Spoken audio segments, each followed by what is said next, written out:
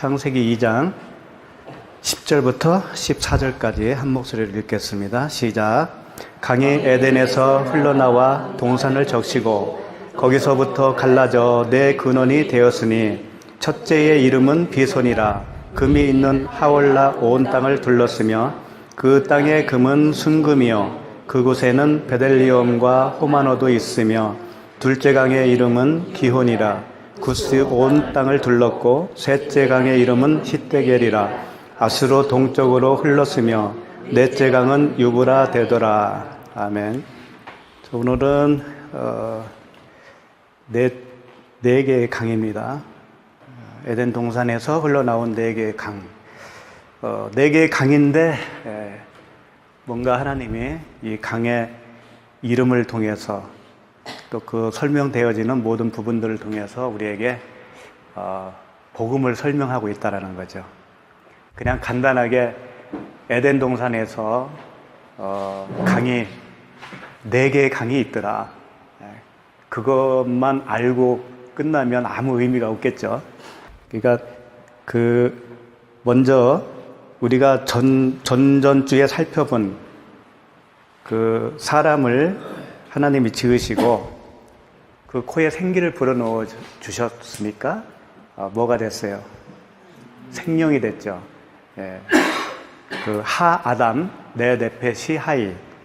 그래서 생명이 됐어요. 그 생명이 된 그 아담을 동산에 두셨다라고 돼 있죠. 8절에 보면. 그러니까 그 동산을 갈 사람이 생긴 거고, 그렇죠. 그리고 비가 내리기 시작한 거죠. 예. 동산에 이제 비가 내리는 겁니다. 비가 내리니까 당연히 그 물이 흘러내리겠죠. 그래서 네 개의 강 이야기가 나오는 거예요. 그러면 그 동산이 뭐라고 그랬어요? 에덴 동산이. 지금 우리들에게 적용을 하면 뭐라고 그랬어요? 에덴 동산이. 그렇죠. 성전이라고 그랬잖아요. 성전. 그러면 강 네 개가 어디 있다라는 거죠? 내 안에. 내 안에 흐르는 강이에요. 예. 그렇게 알아 먹으셔야 돼. 그러니까 예수님이 이런 말씀하셨죠. 나를 믿는 자는 성경에 이른 바 같이 그 배에서 생수의 강이 흘러나오리라. 바로 그 말씀이에요. 하나님은 이제 에덴 동산과 아담 이야기를 통해서 우리 이야기를 하고 계시는 거죠. 근데 이게 잘 보시면 오늘 그 2장 10절 보시면 강이 에덴에서 흘러나와 동산을 적시고 거기서부터 갈라져 네 근원이 되었으니 라고 되어 있는데요. 그래서 근원이 됐다고 그랬는데 이 근원이 로시로 되어 있어요. 로시라고 하는 단어예요. 무슨 얘기냐면 로시는 머리라는 뜻이거든요. 우두머리, 첫째. 누굴까요, 그게? 그렇죠. 그리스도시죠. 예수 그리스도. 그분이 머리가 된 그분으로부터 흘러나온 강이라는 얘기예요. 근원이 그 예수 그리스도라는 얘기예요. 이게 다 복음이에요. 다른 얘기 하는 거 아닙니다. 그러니까 우리 안에 주님이 우리 안에 성전을 지으시고 오시잖아요. 그러면 우리 안에서 그 생수의 강이 흐른다는 얘기죠. 그 근원이 누구냐 하면 예수 그리스도다. 그런 얘기예요. 근데 이제 조금 우리가 깊이 생각해야 될 것은 무언가 하면 강이 네 개라는 얘기예요. 그 근원은 한 강이었어요. 하나였었어요. 근데 거기서 네 개로 이렇게 갈라졌다는 얘기죠. 갈라져서 흐른다는 거예요. 네 개라고 하는 그 숫자에 힌트가 있을 수가 있죠. 4는 항상 어떤 의미가 있죠? 성경에서 4는. 그렇죠. 땅의 숫자라고 보면 돼요. 땅의 숫자. 그러면 땅은 동서남북이 돼 있잖아요. 그래서 네 개라는 숫자가 이제 거기서 나왔다고 할 수가 있고, 동서남북 또 뭐 어떤 그 사계절 또 뭐가 있어요? 그 사자로 시작되는 거. 400년 애굽 생활. 애굽에서 이스라엘 백성이 400년, 정확하게는 430년이지만 종살이를 했잖아요. 그 다음에 또 뭐가 있어요? 가나안 가기 전에 광야 40년. 광야 40년 전에 정탐꾼을 보냈잖아요. 가나안 땅에. 40일간 정탐을 하고 온 거예요. 참 신기하죠? 왜 40일이 되었는가? 그러니까 가나안 정탐 40일, 광야 40년, 또 구약과 신약의 그 중간 기간이 있어요. 400년. 그게 또 400년이에요. 그리고 예수님이 오셔서 시험을 받으셨죠. 40일 동안. 그래서 이 4자로 시작되는 이 숫자가 공교롭게도 시험의 어떤 기간을 말해주고 있죠. 그래서 이 4라고 하는 이 숫자는 우리 인간이 땅은 나잖아요. 내가 이 세상에서 땅적인 존재가 뭔가 완성이 되는 그런 기간을 얘기하는 거죠. 완성이 되는 기간. 그래서 완성이 되면 뭐가 되냐면 그게 천국이 되는 거예요. 그래서 복음서가 예수님을 전하는 복음서인데 몇 개가 있어요? 4개가 있죠. 그러나 머리는 하나입니다. 예수 그리스도. 그와 같이 그 4개의 복음서를 우리가 다 복음으로 이해를 할 때 나라는 사람이 성전으로 완성이 된다는 얘기예요. 그걸 에덴에서 이제 그 4개의 강을 가지고 설명을 하는 거죠. 그러니까 예수님이 지금, 하나님이 우리를 성전을 어떻게 만들어 가시는가를 설명하는 거라고요. 그래서 이제 그 땅의 어떤 기간이 완성이 되면 그게 천국이라고 그랬죠. 성전이라고 그랬죠.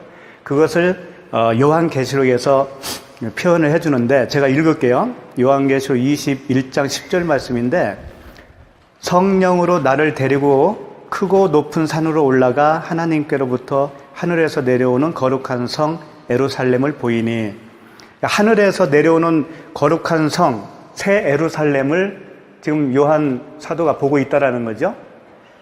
있는데 그 성은 네모가 반듯하다는 거예요.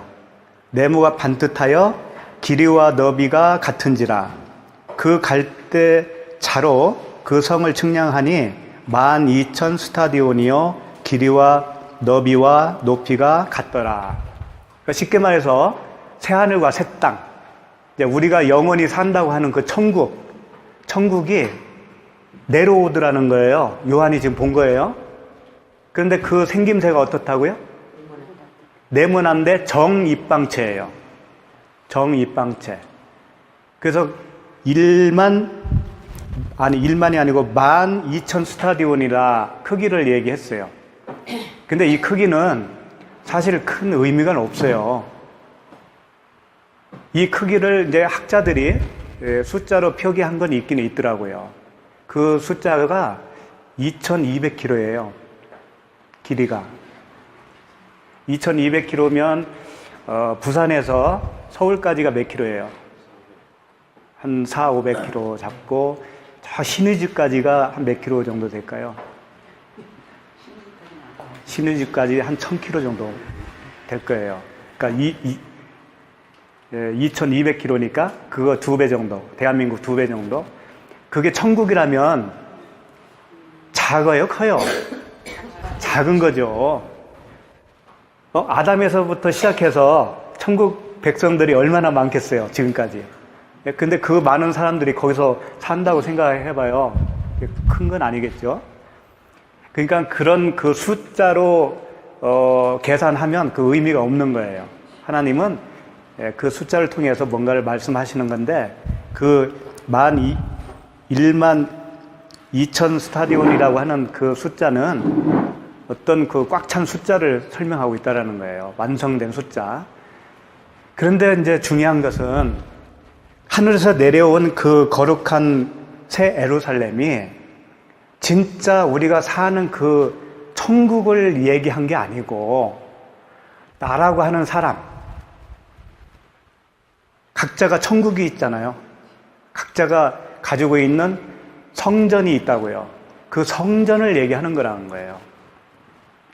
그 나라고 하는 그 성전이 무슨 모양이 있겠습니까? 사실 모양은 없겠죠. 없겠는데 정입방체로 설명을 하고 있다는 것은 그 사를 얘기하는 거예요. 땅의 숫자 4, 모퉁이, 네 귀퉁이로 정입방체를 만들어진 상태. 그러니까 어떤 모양을 얘기하는 건 아니고요.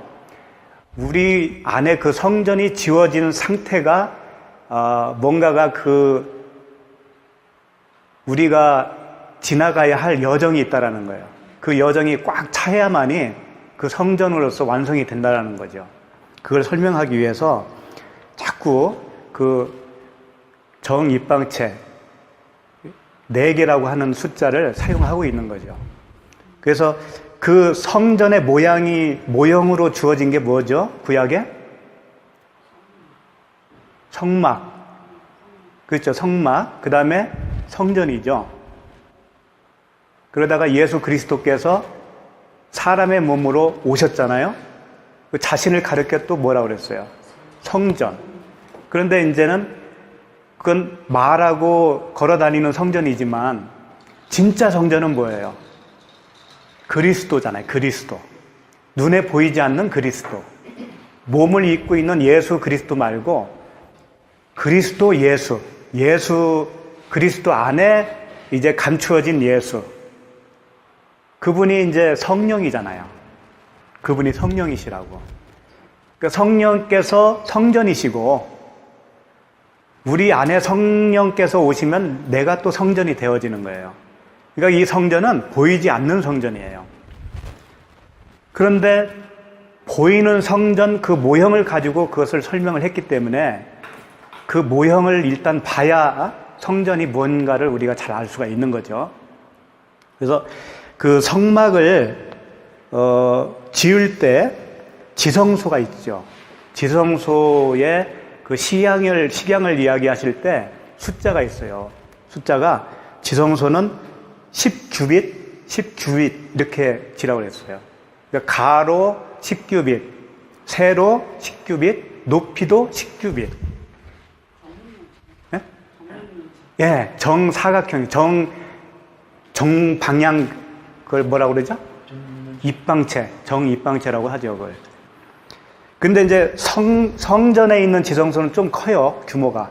2배 정도 돼요. 그래서 20규빗 이렇게 지어라. 설명이 되어 있어요. 그러니까 이것은 성전은 하나님의 그 임재와 그의 완전한 어떤 통치 실현이 되어지는 그 상태를 설명하고 있는 거예요. 그러니까 눈으로 보는 그 정입방체를 통해서 진짜 성전은 그런 형태는 아니지만 그렇게 지어지는 어떤 과정이 있어야 된다라는 거예요.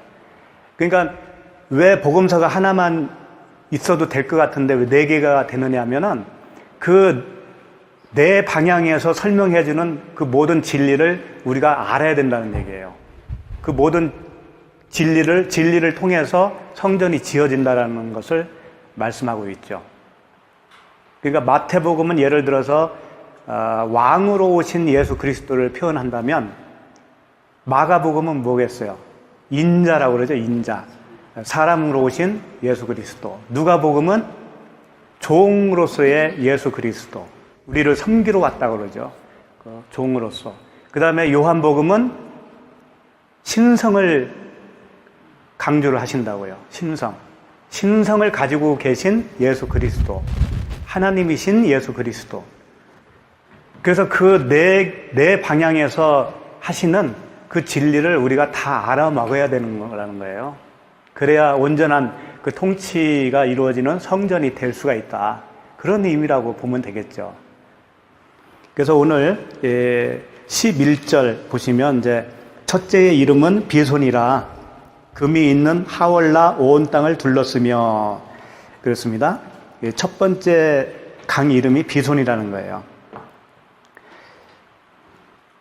이 비손이라고 하는 뜻이 있어요. 뜻은 쏟아져 나온 물이다라고 하는 뜻이 있어요. 쏟아져 나온 물. 그러니까 물이 쏟아졌다라는 거, 위에서 밑으로. 그게 이제 비손이라는 뜻인데, 씨 뿌리는 비유를 설명하고 있는 단어예요. 위에서 물이 쏟아지면 그 뿌리는 거잖아요.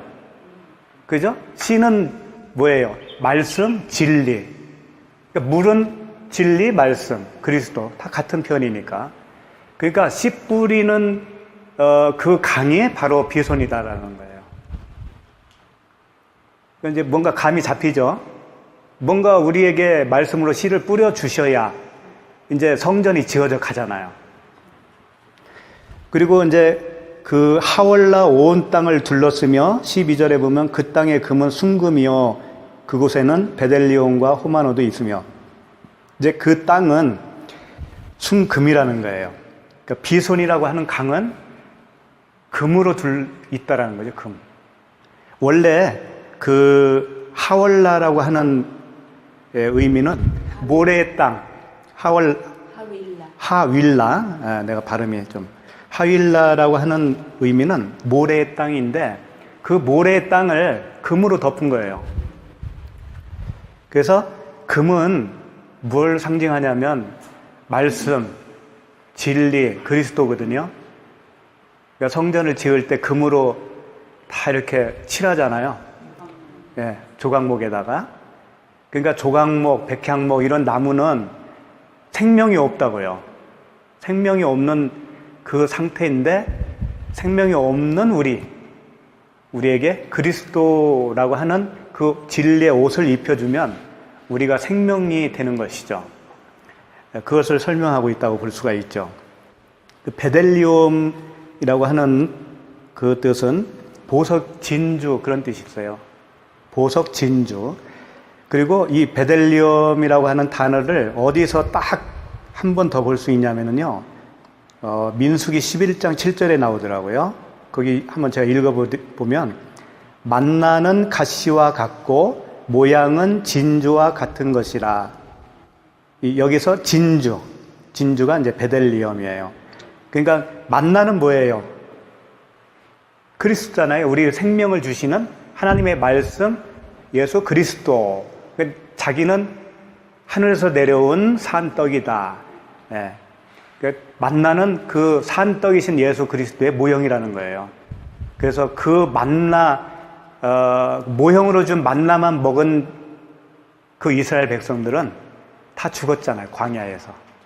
그 의미를 준 그 진짜를 그들이 알았다면 죽지 않고 하늘의 생명을 받았을 텐데 너희들은 그 의미를 알아듣지를 못했구나.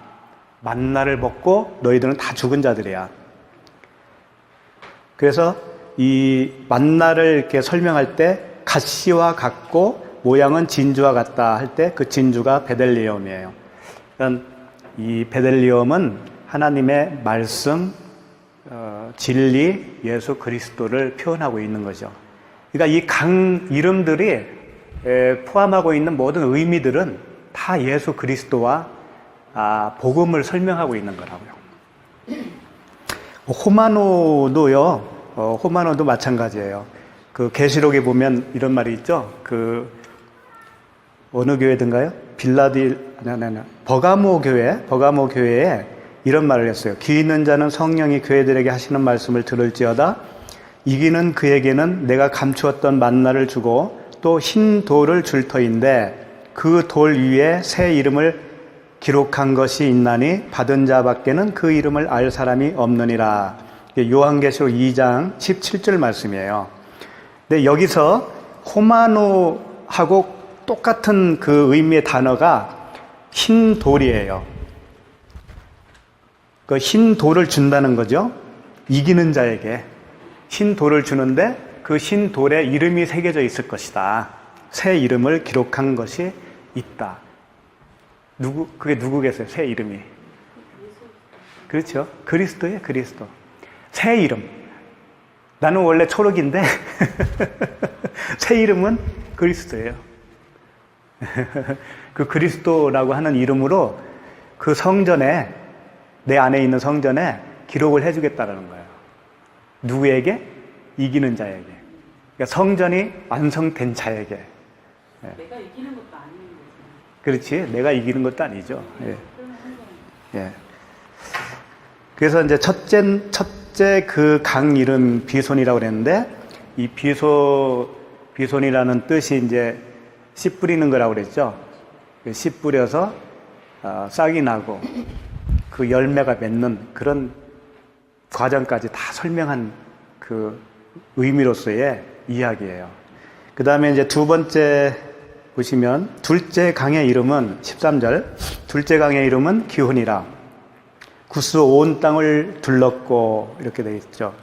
이 기혼이라는 뜻이요, 터져 나왔다라는 뜻이 있어요. 터져 나왔다. 그러니까 어디 안에 있다가 터져 나온 거예요. 그래서 욥기에 보면 이런 말이 있더라고요. 아기가 자궁에서 튀어나왔어.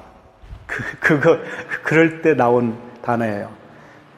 그리고 또 이 기혼이라는 단어를 어디서 사용했냐면, 솔로몬이 기혼이라고 하는 그 지역에서 지명이 기혼이에요. 그곳에서 솔로몬이 기름 부음을 받았어요. 그래서 왕으로 선포된 장소예요. 장소가 기혼이에요.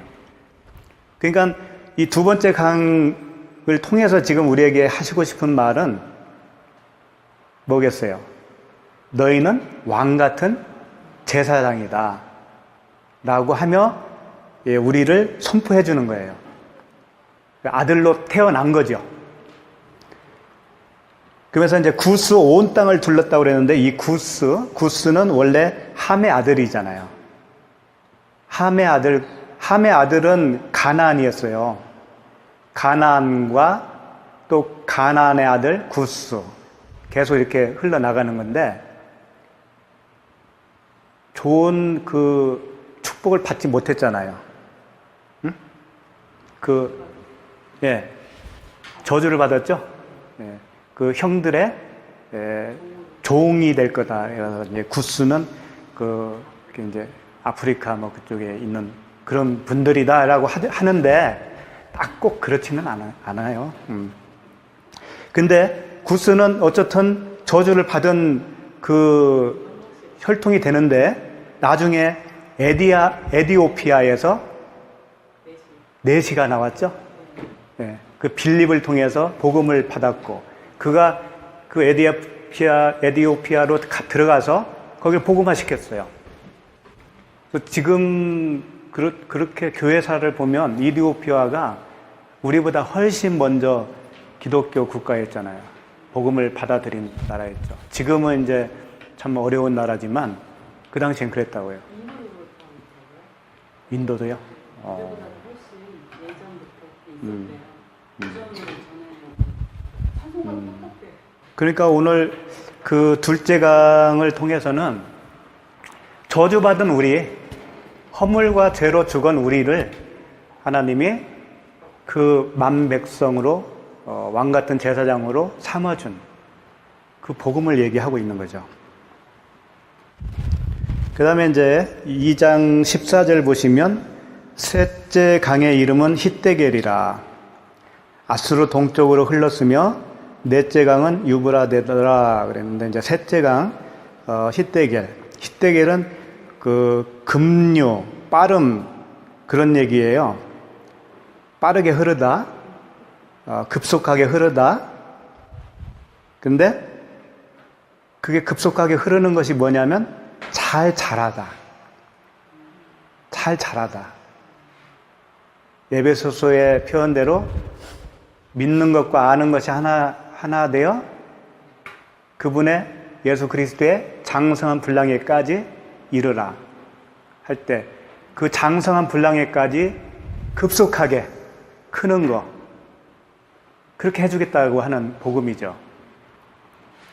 그 다음에 이제 넷째 강이죠. 넷째 강은 유브라데더라. 유브라데. 아수르가 먼저 나오죠. 히데겔이라 아수르 동쪽으로 흘렀으며 할 때 이 아수르도 똑바로 가다라고 하는 그런 표현을 하고 있어요.